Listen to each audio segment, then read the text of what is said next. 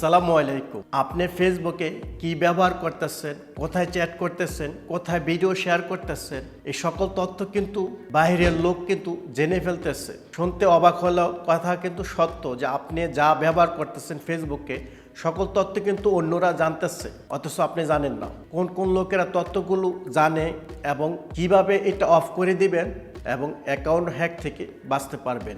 চলুন প্রসেসটা দেখাই দিচ্ছি। তো প্রথমে আমি আমার ফেসবুকে ঢুকবো। নাও ফেসবুকে আমি ঢুকে গেছি। এখন আমরা ক্লিক করব আমার প্রোফাইল পিকচারে। প্রোফাইল পিকচারে ক্লিক করার পরে আমরা সেটিংস যে অপশনটা সেটাতে ক্লিক করব।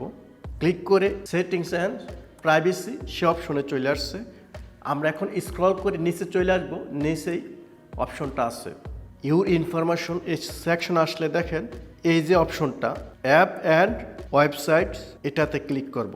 এখানে যে অ্যাপসগুলো আছে সকল অ্যাপসের আমার যেই তথ্যগুলো আছে ফেসবুকের এগুলো কিন্তু শেয়ার হচ্ছে। থার্ড পার্সন অ্যাপ আছে, অ্যাপের যে মালিক হয় না সে চাইলে কিন্তু আমার অ্যাকাউন্টটা হ্যাকও করতে পারে।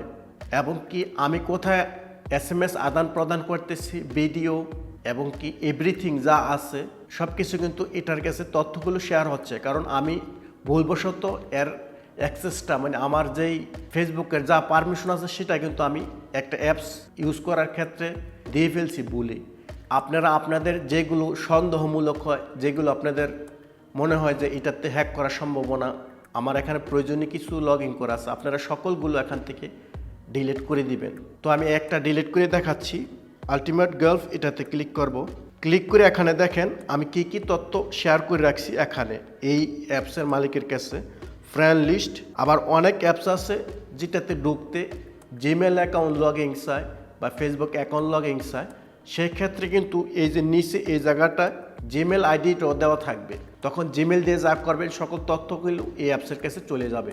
আর এ ধরনের অনেক অ্যাপস আছে যেটার মাধ্যমে আমরা প্রতারিত হই, অনেক সময় হ্যাক হয়ে যায়।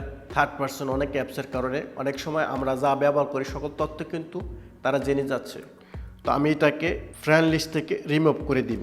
নাও রিমুভ করে লগ ইন উইথ ফেসবুক, অর্থাৎ ফেসবুকের সাথে যে আমার যে অ্যাক্সেস শেয়ার করা হতো, আমি যা করতাম সেটা যা হতো সেটাও রিমুভ করে দিব। এটাতে ক্লিক করে এটাতে ক্লিক করে এইটাও মার্ক করে দেবো delete post video and event that ultimate golf posted on your timeline. এখন রিমুভ করে দিলাম।